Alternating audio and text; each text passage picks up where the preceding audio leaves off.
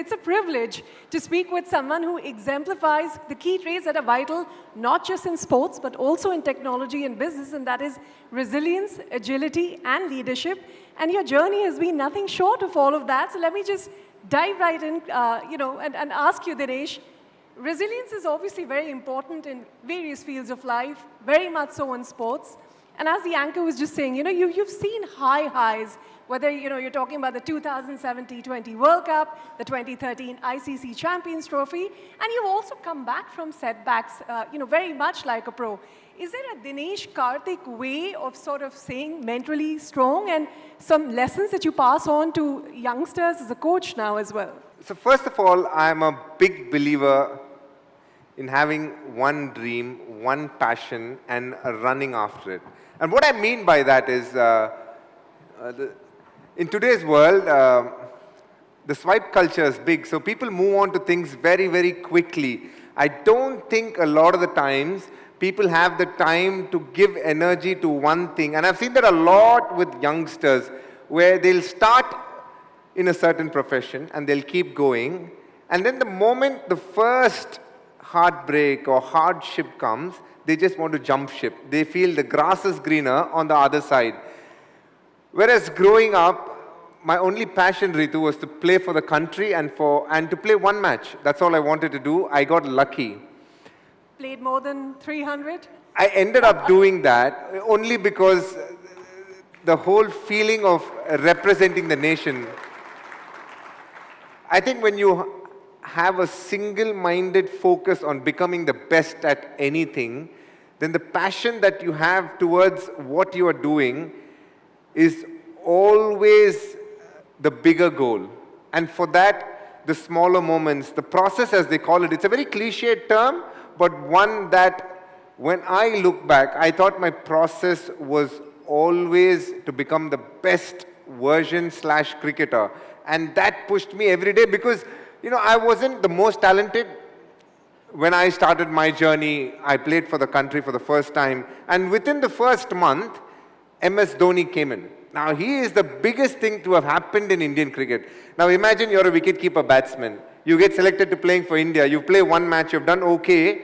And the first month of you being part of the Indian team, there is someone called Mahendra Singh Dhoni, comes in with long hair, flowing locks. India hasn't seen anyone like him.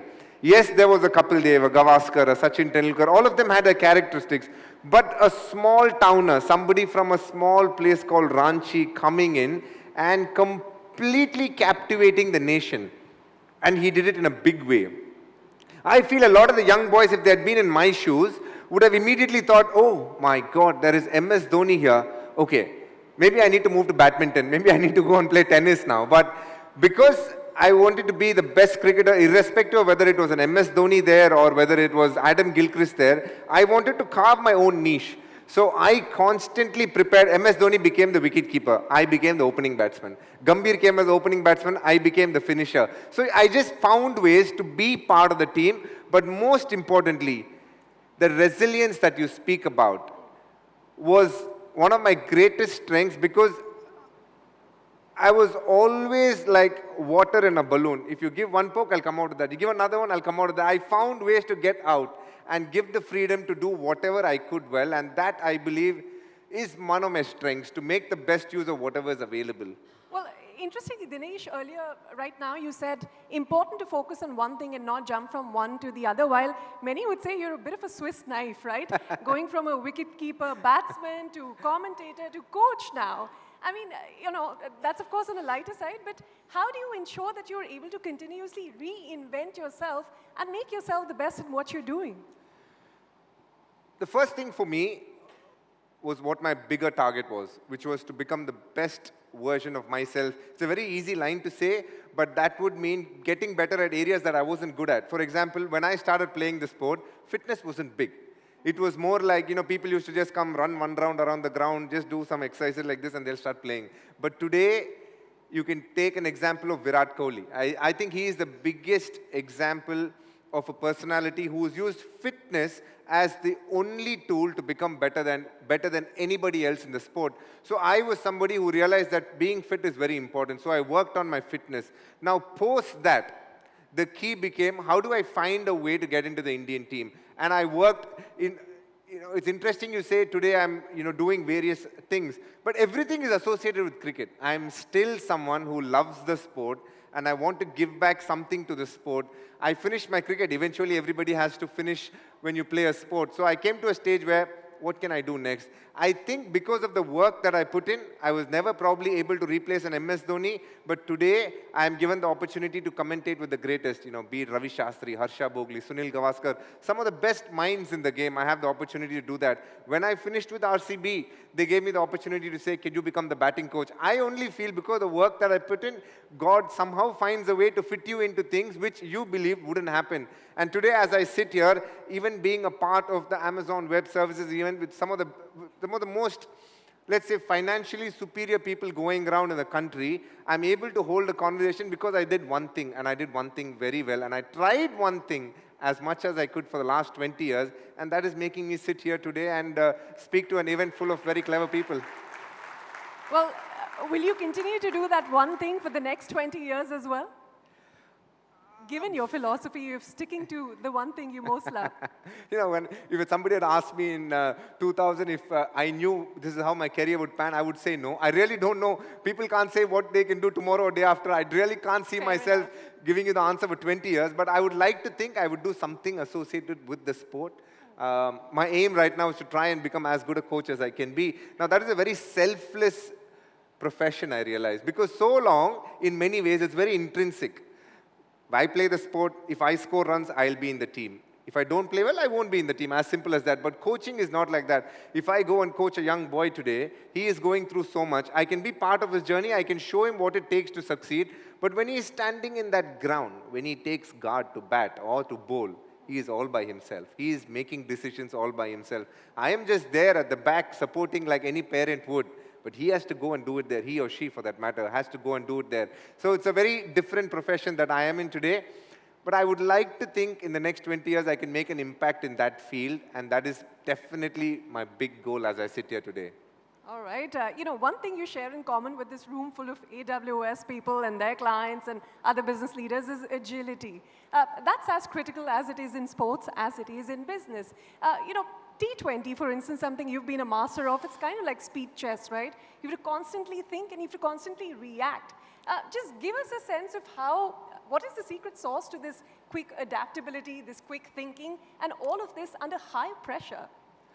The first thing, we are in a very technological world today. The fastest growing field across the board is tech. There is no doubt about it. It's come into every aspect of mankind.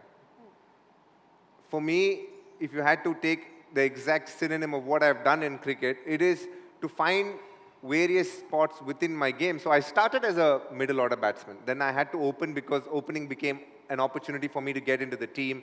And then I had to again go back to middle order. And in the end, I finished a finisher.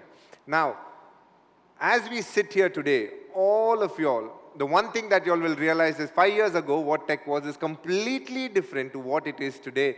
So the ability to constantly innovate is the name of the game. You have to be able to not only be happy with what you do, but kind of foresee the future, what needs to be done, how do I get there, what am I doing today. So it's always, there's a slightly bigger goal, how are you going to achieve it, but at the same time, you're doing very well today. And the biggest example, and today there's a movie made out of it as well, BlackBerry. It was a mobile device who were way ahead of its time.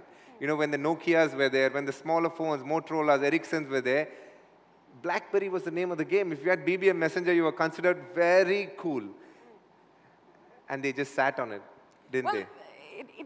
Since you're also a coach, what advice do you really give to players when things really get intense on or off field? For a start, I think you need to be able to assess yourself in a very, very neutral and pragmatic way. Sometimes what happens as people is we get carried away, A, because of what we're doing, or because our peers make us feel slightly better than what we could be.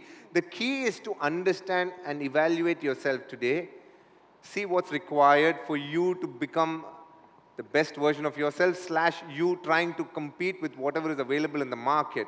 But most importantly, have one eye on the process, have one eye on what you need to do every day to make that process very fun and enjoyable. It's the toughest thing going around. When you play cricket, and that's what I do for a living, I did rather for a living, one of the most boring aspects would be to consistently go and practice. At the end of the day, the bowler only can bowl in a few areas, but still try and attain mastery of it is a very tough skill to get. A lot of people are jack of all trades. They do a lot of things well, but never one thing very well. So the ability to do something consistently and very well is always a challenge, because at times it can get monotonous.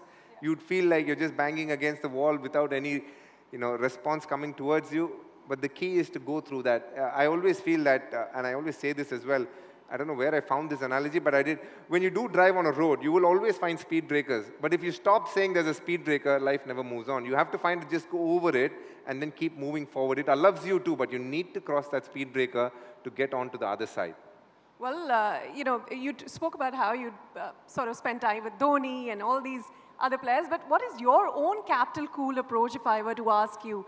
Because leadership is great, but it gets tougher when you're not just dealing with a bunch of people, you're dealing with some superstars as well. You have to manage the team and the individuals at the same time. What is your captain cool approach in such a scenario? Having been the captain of my state team, I've captained India for a little bit, I've captained IPL teams. Leadership is a big basket. The most important thing that people look for today in leadership is genuinity. The fact that you care for the person who works under you, be it their growth, be it their genuine well-being. And what is leadership? A lot of people actually, let me put it to you in cricket terms before I get into it in general terms. In cricket terms, leadership people think is just a bowler is bowling, I have to set a field for him and he will do what is required. But actually, most of the leadership in, say, an IPL team or for a Rohit Sharma happens off the field. How do you behave with that person so that he plays not with you, you have to make the players play for you. That is the key. When you have people who will do things for you as a leader, that's when you get the best out of them.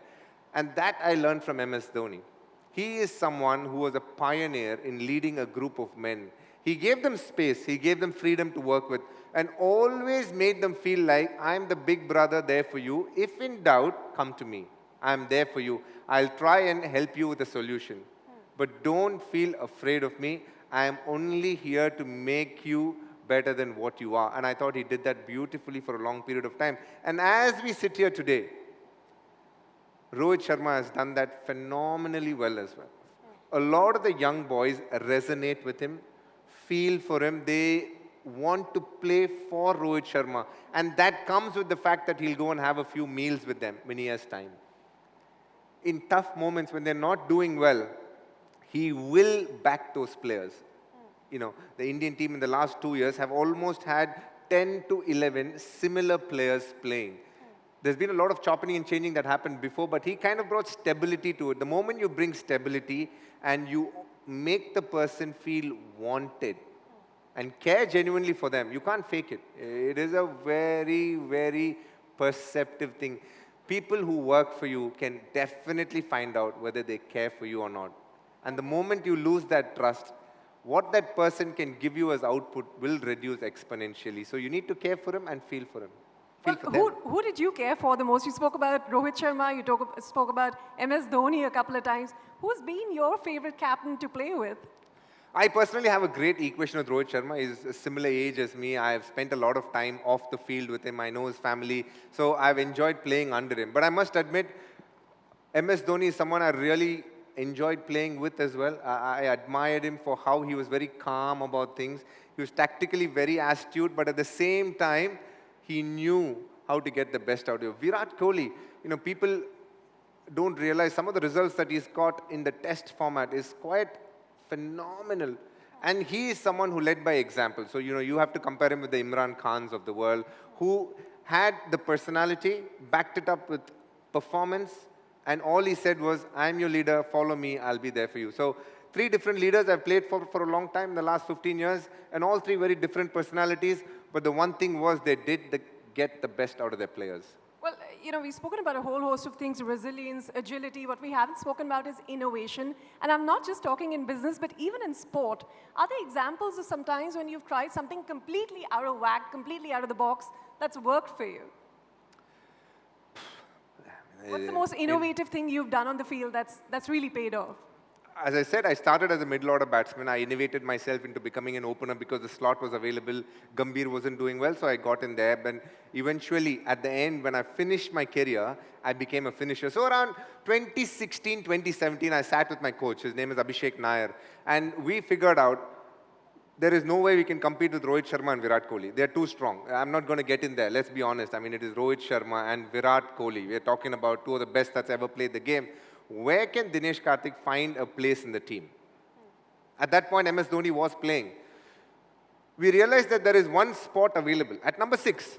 Now, how do I become a number 6? So, if you've always played middle order or top order, which is 3-4, to play at number 6 is different because when you go in at 3 and 4, you will get 50 balls, 80 balls. But when you go in at number 6, you will get 7, 14. If you have a good day, you might get 15 balls at best. Now, how do you maximize that 15 balls? So we had to think innovatively. So what we decided was, when we practice, we are not just going to go on the nets and just keep hitting. I'm sure you've seen plenty of videos where people are just practicing. I don't know if you have, but in case you have, you just go and hit a few balls.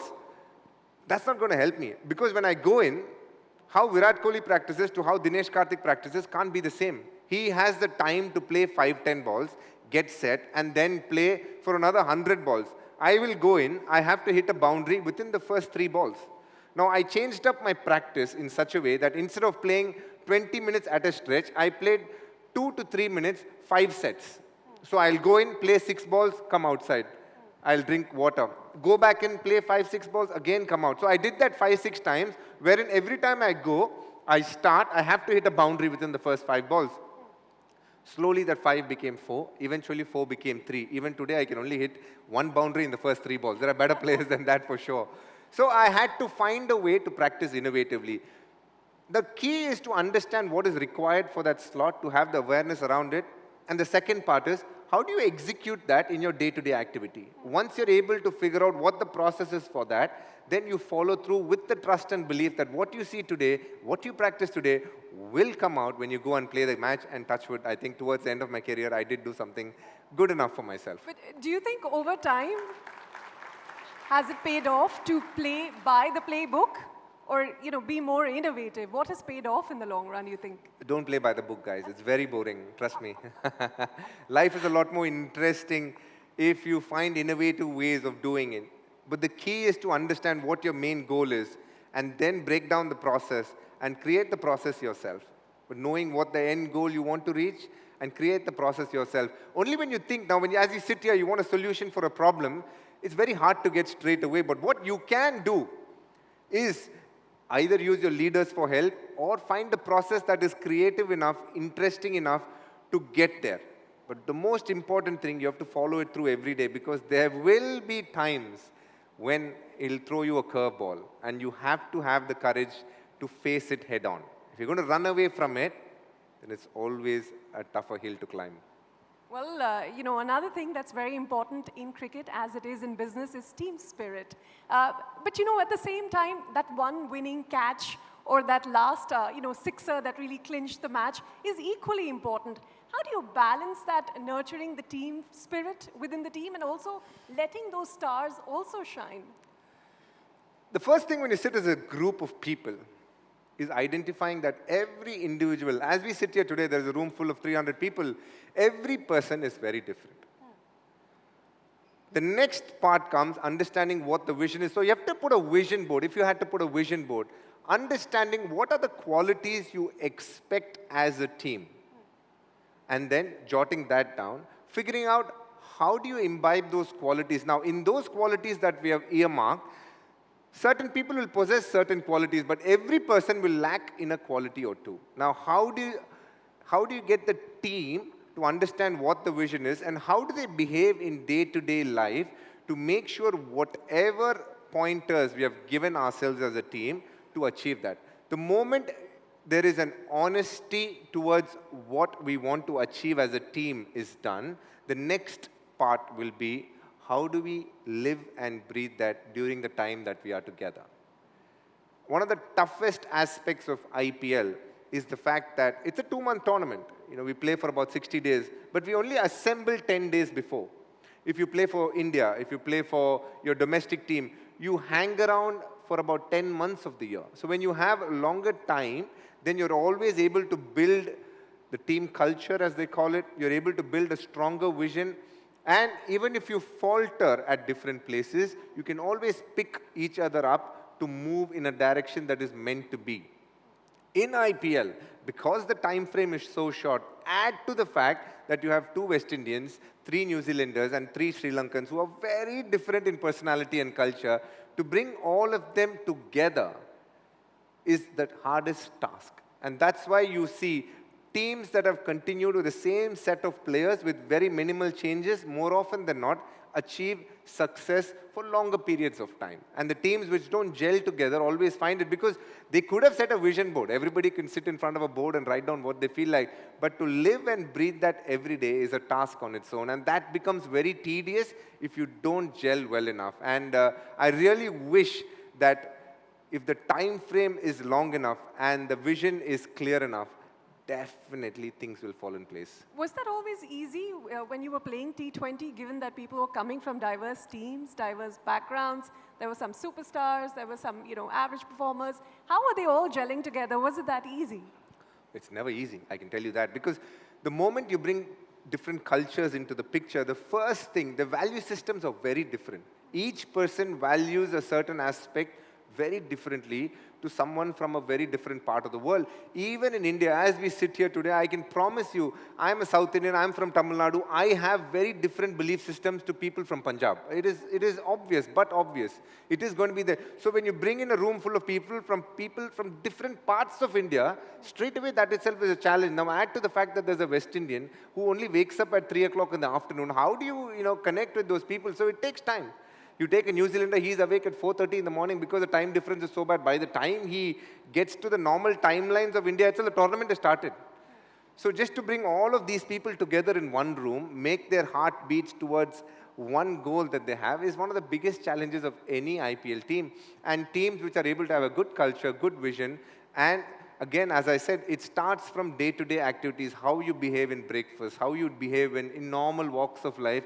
That determines how well the team can be gelled when they play on the park. When you ask me a question of how do they take that special catch, how do they take that, bowl that brilliant ball, at the end of the day, when the game is on the line, and there is this make or break moment, the team that beats together has the best chance of conquering that peak that is slightly ahead, but you just do well enough to reach that peak. And the team that just hasn't gotten that camaraderie together somewhere falters at the last moment more often than not. So essentially, personal relationships are very important in what you achieve professionally as well. But finally, as a coach as well, how do you see the younger generation as you're mentoring them being very different from, say, what you saw in your generation? Or is there an advice that you find yourself giving them over and over again? For a start, thank you so much. You made me feel very old. But when you deal with young boys and they think very differently to where we are, as we sit here today, the average age, I don't know, could be around the late 20s, I'm assuming, is very different to the 12-year-olds and 13-year-olds today. Their interests, their belief systems, the way they are dealing with current day world. I feel our world, rather, in this room, when we started off, the world was a much easier place. Today, there is a constant craving to set up a certain perception about you and your life, and social media being the biggest villain. They're always playing to an audience which doesn't exist, but they believe exists. So the way they think about things, and their attention span is so less.